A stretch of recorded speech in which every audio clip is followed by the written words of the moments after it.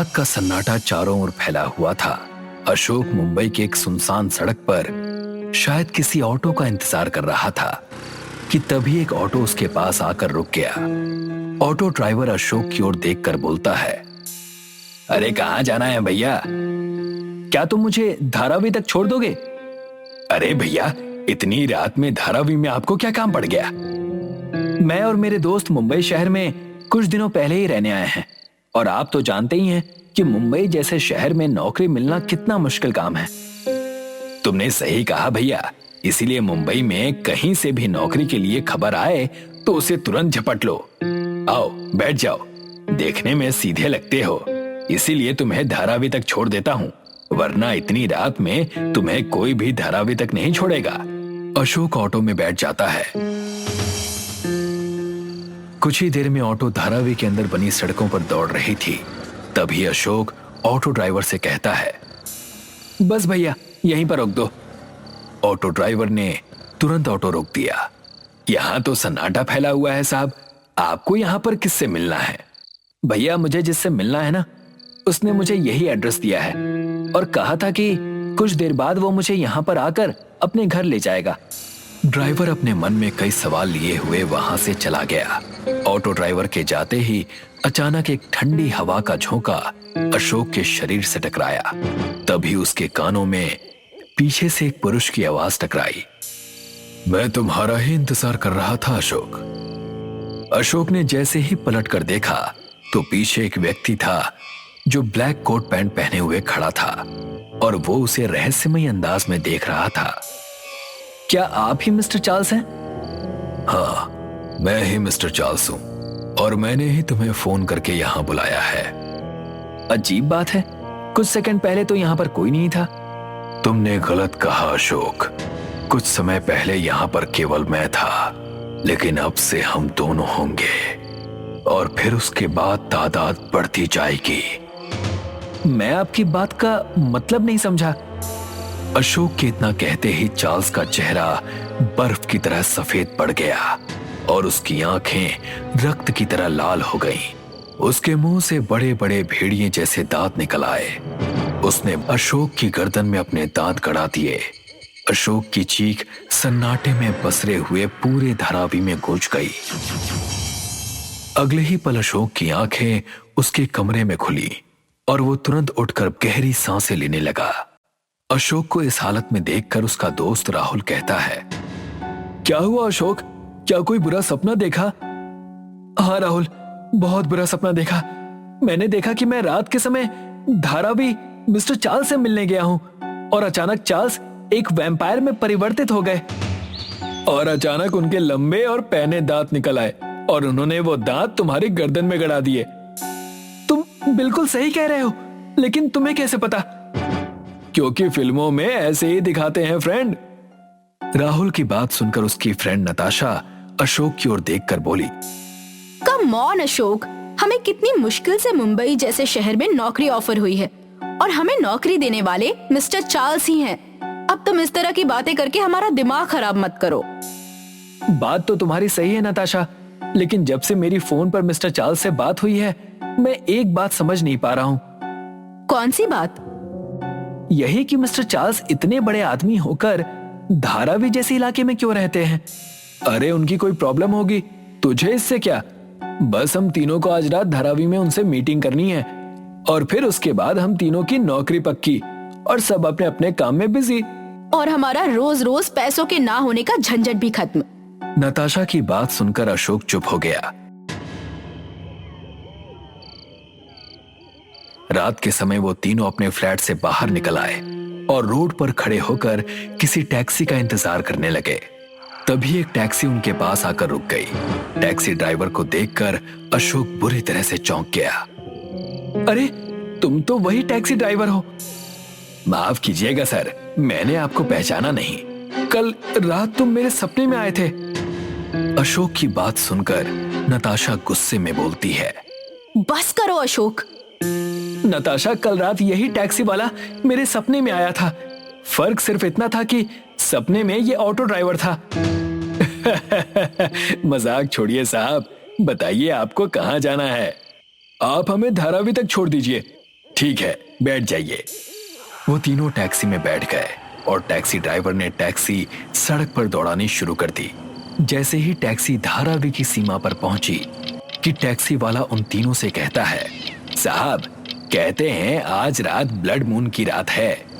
Blood moon की रात है? क्या कहना चाहते हो? कुछ नहीं साहब, कहते हैं कि धारावी में ब्लड मून की रात को खूनी पिशाच घूमते हैं। टैक्सी ड्राइवर ने इतना कहा ही था कि तभी एक बड़ा सा चमगादड़ जैसा दिखने वाला पक्षी अचानक टैक्सी के शीशे से टकरा गया। उस बड़ी सी चमगादड़ को देखकर तीनों बुरी तरह से डर गए। अचानक वो बिजली की रफ्तार से उड़ती हुई उनकी आंखों के सामने से गुम हो गई। मैं इससे आगे नहीं ले जा सकता आप तीनों को यहीं उतरना होगा। ये क्या कह रहे हो तुम? बस हमें थोड़ा और आगे उतार दो। नहीं नहीं साहब, आप चाहे मुझे पैसे दें या ना दे, लेकिन इसके आगे मैं नहीं जा सकता। टैक्सी वाला उन तीनों को वहीं उतारकर डरता हुआ वहां से चला गया। राहुल नताशा से कहता है, क्या सच में वो बड़ा सा पक्षी एक चमगादड़ था या केवल हमारी आंखों का वहम था? एक बार को तो मैं भी बुरी तरह से डर गई थी, लेकिन मुझे लगता है कि वो सिर्फ वहम था। वरना तुम ही बताओ, अचानक वो कहाँ गायब हो गया? मैं कहता हूं कि वापस चलते हैं, मुझे कुछ ठीक नहीं लग रहा। अशोक ने इतना कहा ही था कि तभी उन तीनों को सामने से एक व्यक्ति आता हुआ दिखाई देता है। चलिए मेरे साथ, मुझे यहाँ पर मिस्टर चार्ल्स ने भेजा है। यह सुनकर राहुल बुरी तरह से चौंक पड़ा। मिस्टर चार्ल्स को कैसे पता कि हम यहाँ पर हैं? टैक्सी वाले ने तो हमें हमारी बताई हुई लोकेशन से काफी पीछे उतार दिया है। उस व्यक्ति ने रहस्यमय अंदाज में राहुल से कहा, मिस्टर चार्ल्स को सब पता होता है, और उन्हें कैसे पता होता है कुछ समय के बाद तुम तीनों को पता चल जाएगा। वो व्यक्ति उन तीनों को धारावी के बहुत ही अंदर के इलाके में ले गया। वहां पर एक बहुत अजीब सा दिखने वाला खंडहर मौजूद था। उस बड़े से खंडहर के अंदर से लालटेन की रोशनी बाहर तक दिखाई दे रही थी। अशोक घबराते हुए उस व्यक्ति से कहता है, क्या वास्तव में मिस्टर चार्ल्स इसी खंडहर में रहते हैं? वो व्यक्ति उन तीनों की बात का जवाब दिए बगैर खंडहर के अंदर लेकर चला जाता है। वो तीनों खंडहर के अंदर प्रवेश कर गए, मगर प्रवेश करते ही उन तीनों की आंखें आश्चर्य से फटी की फटी रह गई। अंदर एक बहुत ही शानदार सुसज्जित हॉल था, जहां पर एक व्यक्ति कुर्सी पर ब्लैक कोट पैंट पहने बैठा हुआ था।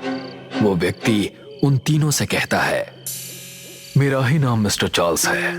मुझे लगता है कि तुम तीनों में से शायद मिस्टर अशोक ने मुझसे बात की थी, और व्हाट्सएप पर वीडियो कॉल पर भी उन्होंने ही मुझे देखा है। हाँ, आपने बिल्कुल सही कहा मिस्टर चार्ल्स। तुम तीनों काफी थके हुए मालूम पड़ते हो। ओह, तुम तीनों के चेहरे तो देखो, ऐसा लगता है जैसे कि वक्त की रेत ने तुम्हारे अंदर से खून निचोड़ लिया हो। बैठ जाओ। न जाने मिस्टर चार्ल्स के अंदाज में ऐसा क्या था कि वो तीनों चुपचाप ठीक सामने सोफे पर बैठ गए। तभी वहां पर एक वेटर जैसा दिखने वाला व्यक्ति हाथ में ट्रे लिए आया और उन तीनों के सामने खड़ा हो गया। ये मेरे यहाँ की बनी हुई एक खास रेड एनर्जी ड्रिंक है। इसे पीने के बाद तुम तीनों अपने शरीर में गजब की फुर्ती महसूस करोगे। राहुल, अशोक और नताशा ने अपने अपने गिलास उठा लिए। एक अजीब सी दुर्गंध उनकी नाक से टकराई। ये कैसी दुर्गंध है? ये अजीब सी दुर्गंध नहीं है दोस्तों, बल्कि ये किसी बहुत पुराने खून की दुर्गंध है। अशोक, तुमने कल रात को मुझे मेरे असली रूप में देखा था, उसके बाद भी तुम यहाँ चले आए। ये सुनकर उन तीनों के होश उड़ गए। जानते हो तुमने क्या देखा? तुमने सपना नहीं बल्कि भविष्य देखा, और तुम भविष्य केवल इस वजह से देख पाए क्योंकि तुमने व्हाट्सएप पर वीडियो कॉल पर मुझसे बात की थी। हम वैम्पायर भी कितने अजीब होते हैं ना, वीडियो कॉल पर भी अपना असर छोड़ देते हैं। अशोक, तुमसे मैंने वीडियो कॉल पर कहा था ना कि मेरी आंखों को गौर से मत देखना। क्या तुम तीनों को नौकरी नहीं चाहिए? हम तीनों को यहां से जाने दीजिए मिस्टर चार्ल्स, हम आपका ये रहस्य किसी को नहीं बताएंगे। सवाल ही पैदा नहीं होता, और वैसे भी तुम यहां से जाकर क्या करोगे? फिर से नौकरी के लिए खाक छानोगे? और अगर नौकरी मिल भी गई तो थोड़े समय के बाद बूढ़े होकर मर जाओगे।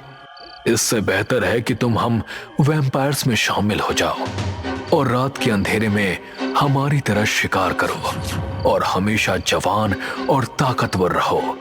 मैं वैम्पायर का किंग हूं जो हर 20 वर्ष के बाद इस धारावी में आता है और अपने ही जैसे किसी टैलेंटेड इंसान को वैम्पायर बनाता है, क्योंकि हजारों वर्षों पहले ये धारावी हम वैम्पायर की भूमि थी। यहाँ पर बैठे हुए जितने भी लोग दिखाई दे रहे हैं वो सब तुम्हारे ही जैसे लोग थे, लेकिन आज वो वैम्पायर बनने पर काफी खुश हैं। इतना कहते ही चार्ल्स का चेहरा बर्फ की तरह सफेद हो गया। अशोक चीखते हुए अपने दोनों दोस्तों से कहता है, अपनी जान बचाकर यहाँ से भागो। अशोक की बात सुनकर नताशा और राहुल अपने शरीर की पूरी ताकत लगाकर वहां से बाहर की ओर भागते हैं, मगर उनसे दुगनी फुर्ती से मिस्टर चार्ल्स उन दोनों के करीब आ जाता है और अचानक वो अपने भेड़िए जैसे दांत नताशा और राहुल की गर्दन में गाड़ देता है। उन दोनों की चीखें धारावी के सन्नाटे को चीर गई। वो दोनों मृत अवस्था में जमीन पर गिर पड़े। अगले ही पल अचानक वो दोनों उठकर खड़े हो गए।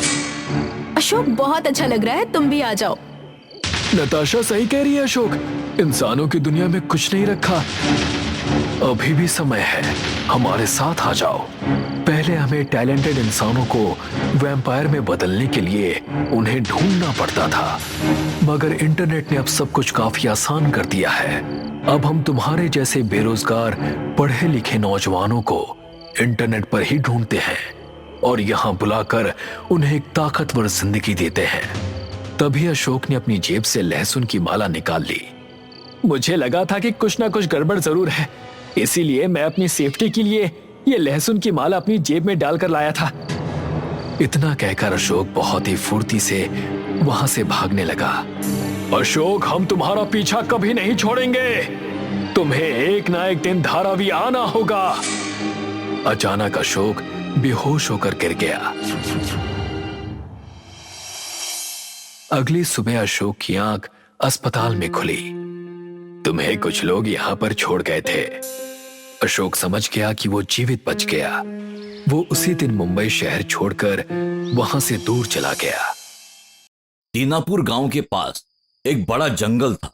कुछ लोग जंगल से फल फूल इकट्ठा करके लाते थे और उन्हें गांव के बाजार में बेच देते थे।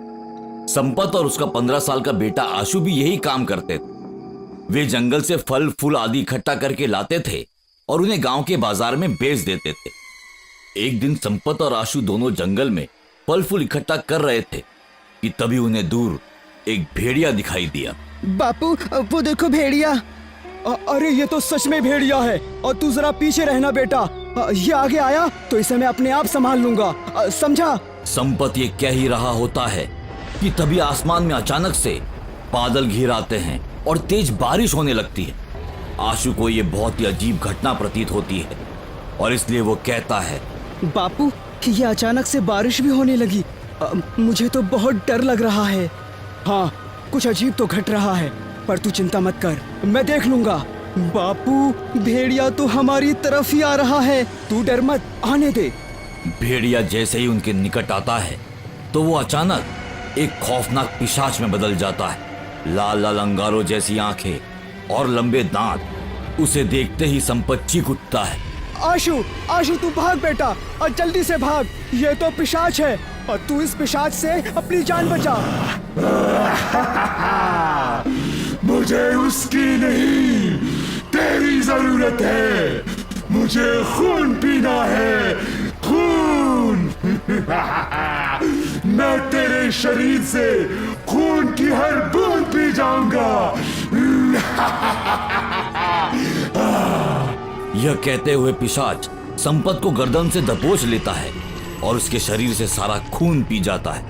इस तरह संपत मर जाता है और पिशाच उसे जमीन पर लुढ़का देता है। उधर आशु भागते हुए गांव में जा पहुंचता है। अरे जंगल में पिशाच घूम रहा है, उसने मेरे बापू को पकड़ लिया है, मेरे साथ चलो, मेरे बापू को पिशाच से बचाओ। आशु से यह खबर मिलते ही गांव वाले जंगल की तरफ दौड़ते हैं। सबके हाथों में लाठी डंडे थे, लेकिन जंगल में पहुंचने पर उन्हें संपत की लाश ही मिलती है। पिशाच तो उसे मारकर कहीं गायब हो चुका था। बापू, उस पिशाच ने मेरे बापू को मार डाला। मैं उसे जिंदा नहीं छोड़ूंगा, मैं भी उसे मार डालूंगा। उस दिन के बाद से पूरे गांव में ही पिशाच का खौफ फैल जाता है। पिशाच रातों को गांव में भी घुसना शुरू कर देता है और जिसका भी उससे सामना होता है वो मारा जाता है। पिशाच उसके शरीर का सारा खून पीकर उसे मौत के घाट उतार देता है। कितना गर्म खून है इसका। सच में बहुत मजा आ रहा है। अब तो इस गांव के हर आदमी का खून पी जाऊंगा।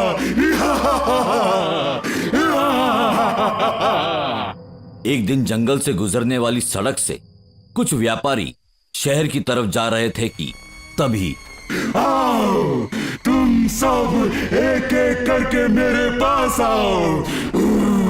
मुझे तुम्हारा खून पीना है। हमें छोड़ दो, हमें छोड़ दो, हमारा खून मत पियो। हमने तुम्हारा क्या बिगाड़ा है, हमें माफ कर दो। खून तो मैं पीऊंगा, तुम सबका खून पीऊंगा। यह कहकर पिशाच उन सबका खून पीने के लिए एक एक को बारी बारी से गर्दन से दबोचने लगता है और उन्हें मार डालता है।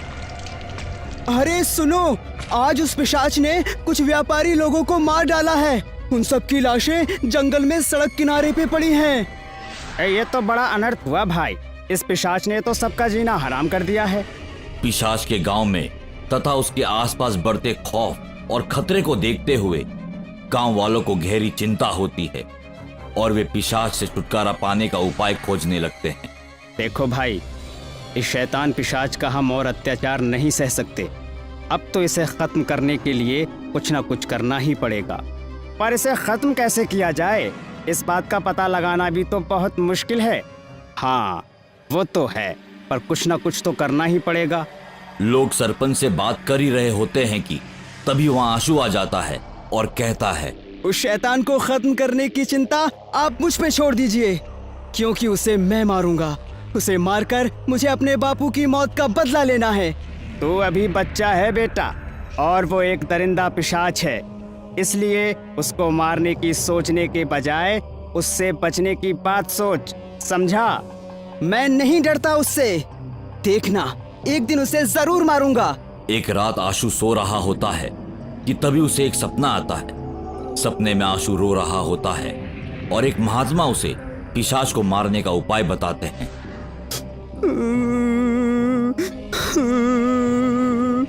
उस पिशाच ने मेरे बापू को मार डाला, अब मैं भी उसे मार डालूंगा। हाँ, केवल तुम ही मार सकते हो उस पिशाच को। पर मैं उसे कैसे मारूंगा महात्मा जी?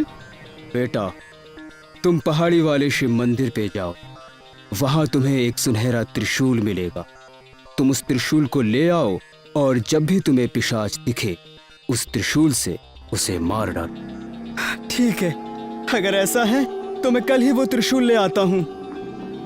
आशु अगले ही दिन पहाड़ी पर जाकर शिव मंदिर से वह सुनहरा त्रिशूल ले आता है और उसे अपने साथ रख लेता है। उसके हाथ में त्रिशूल देखकर कई गांव वाले पूछते हैं, अरे आशु, ये त्रिशूल कैसा? संन्यास ले लिया क्या बेटा? ये त्रिशूल नहीं, उस पिशाच का काल है काल। देखना, मैं इस त्रिशूल से उसे मार डालूंगा। एक बार कहीं दिखाई तो दे। आशु अभी बातें ही कर रहा था कि तभी किसी की चिल्लाने की आवाजें सुनाई देती है। अरे सुनो, अरे भागो भागो भागो, गांव में पिशाच आया है। अरे उसने कई लोगों को मार दिया है, अरे भागो। यह सुनते ही गांव वालों में भगदड़ मच जाती है और सब अपनी अपनी जान बचाने के लिए इधर उधर भागने लगते हैं। मगर आशु निडर होकर पिशाच के सामने जा खड़ा होता है। तो उस दिन बच गया था, पर आज नहीं बचेगा। आज मैं तेरे बाप की तरह तुझे भी मार डालूंगा। आज तू नहीं मारेगा, आज तो मैं मारूंगा तुझे। ये त्रिशूल देख, ये तेरी मौत है। बहुत खून पी लिया तूने गांव वालों का, अब तू खत्म।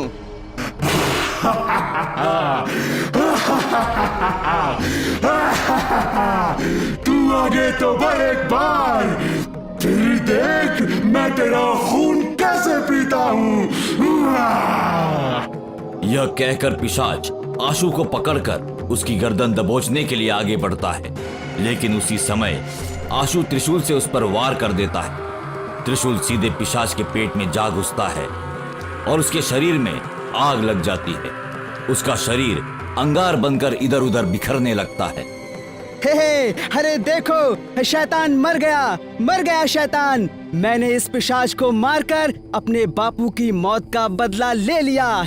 गांव वाले आशु की इस बहादुरी की बहुत प्रशंसा करते हैं और उसको सब गांव वालों का बहुत प्यार मिलता है। उस दिन के बाद गांव वाले आशु को सिराखों पर बिठा कर रखते हैं और उसको अपनी सगी औलाद की तरह ख्याल रखने लगते हैं। ये कहानी है मुंबई मेट्रो के पिलर की। Pillar number 108। देखने में तो ये मेट्रो का आम पिलर जैसा लगता है, पर सूरज ढलते ही यहाँ सब कुछ बदल जाता था। उस समय गौरव मुंबई में आया था और वो मेट्रो से सफर किया करता था। एक रात लगभग 10 बजे की बात थी। गौरव मेट्रो ट्रेन से उतरा। उसे सिगरेट पीने का मन था, इसीलिए वो सुनसान ठिकाना ढूंढ रहा था और पिलर नंबर 108 पर उसकी नजर गई। वहाँ जाता हूँ, वहाँ कोई नहीं है। जब गौरव पिलर के पास जा रहा था तो आसपास खड़े लोग उसे घूरे जा रहे थे, पर किसी ने उसे रोका नहीं। खैर, गौरव पिलर के पास पहुंचा और उसने अपनी सिगरेट जलाई। अभी यहीं से कुछ पार्सल ले लेता हूँ, कौन घर जाकर खाना बनाएगा। गौरव को ताली की आवाज आने लगी। जैसे ही वो पीछे घूमा तो एक किन्नर उसके पीछे खड़ा था। गौरव को देखकर किन्नर ने ताली बजाई। अरे ये चिकना यहाँ नया है क्या? तुम्हें क्या करना है? मुझे क्या करना है? मैं तो यूं ही पूछ रही थी। बहुत गुस्से में है रे तू चिकने। चंदा ने गौरव की दाढ़ी को छूने की कोशिश की। दूर रह मुझसे। अच्छा ऐसी बात, अब तो तू जहाँ जाएगा मैं तेरे साथ जाऊंगी, समझा क्या चिकने? चंदा से पीछा छुड़ाने के लिए गौरव वहाँ से आगे चलने लगा।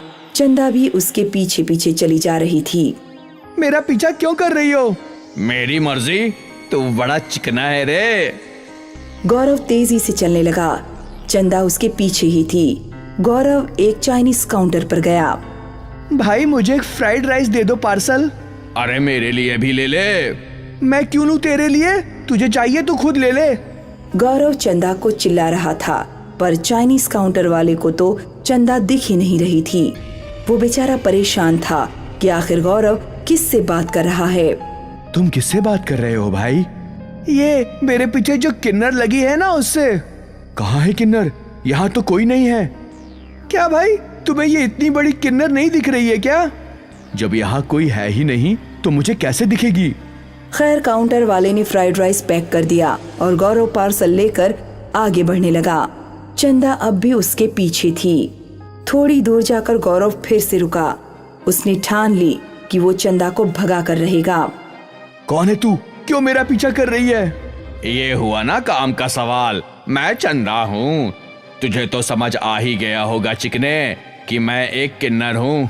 वो तो पता है, लेकिन तुम मेरा पीछा क्यों कर रही हो? तू मेरी एक कहानी सुन ले, फिर मैं कभी तेरा पीछा नहीं करूंगी। मैं तेरी कहानी क्यों सुनूं? मेरे पास तेरे लिए टाइम नहीं है। मेरा पीछा मत कर, समझ गई? गौरव गुस्से में आगे चलने लगा। कुछ देर बाद उसने सोचा, मैं अगर दौड़ने लगूंगा तो शायद ये किन्नर मेरा पीछा छोड़ दे। और बस गौरव तेजी से दौड़ने लगा। चंदा भी उसके पीछे पीछे दौड़ रही थी। थक हार कर गौरव रुक गया और हाँफने लगा। अरे मेरी माँ, मेरा पीछा छोड़ दे। अरे चिकने, तू मेरी कहानी सुन ले, फिर मैं कभी तेरा पीछा नहीं करूंगी। गौरव ने सोचा और फिर बोला, ठीक है चल बोल, क्या बोलना है? 2 साल पहले एक किन्नर थी जो मुंबई के ट्रैफिक सिग्नल्स पर भीख मांगा करती थी। वो बहुत खुश थी।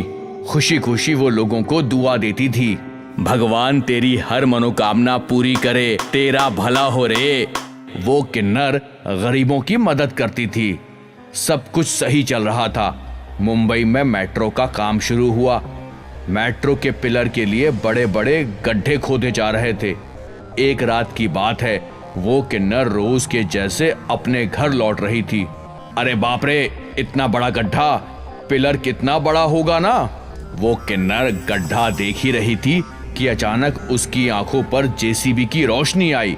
रोशनी इतनी बढ़ गई कि किन्नर कुछ देख ना पाई और उसका पैर फिसल गया। आ! वो सीधा उस गहरे गड्ढे में जा गिरी। उसकी चीखें सुनकर जेसीबी का ड्राइवर और वहां खड़ा एक मजदूर दौड़ता हुआ आया। अरे बाप रे, इसके शरीर में तो सरिया घुस गया है। ये क्या कर दिया मैंने, हे भगवान। किन्नर दर्द से तड़प रही थी। बचाओ बचाओ, मुझे बचाओ, कोई तो बचाओ। वो ड्राइवर और मजदूर डर गए थे। अब मेरे खिलाफ मर्डर केस होगा और मेरे खिलाफ लापरवाही का। मैंने ही वो बैरिकेड्स हटाए थे।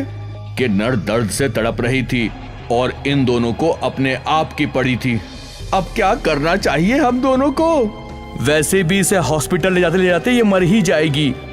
उससे अच्छा है इसे यहीं दफना देते हैं। कम से कम हम दोनों के खिलाफ कोई केस तो नहीं होगा। हाँ, तुम शायद सही कह रहे हो, यही करना ठीक होगा। वो दोनों आदमी उस किन्नर के मरने का इंतजार करने लगे। जब किन्नर ने अपनी आखिरी सांस ली तो जेसीबी के ड्राइवर ने किन्नर की लाश मिट्टी से दबा दी। उसके बाद उस जगह एक पिलर बना, पिलर नंबर 108। कहते हैं आज भी पिलर नंबर 108 में उस किन्नर के पिशाच का वास है। वो किन्नर वहां खड़े हर इंसान के पीछे लग जाती है और उसका पीछा करती है, जैसे तुम मेरा पीछा कर रही हो। बिल्कुल सही। किन्नर का पिशाच गौरव को पकड़ लेता है और उसके गले से खून चूसकर उसका मांस खाने लगता है।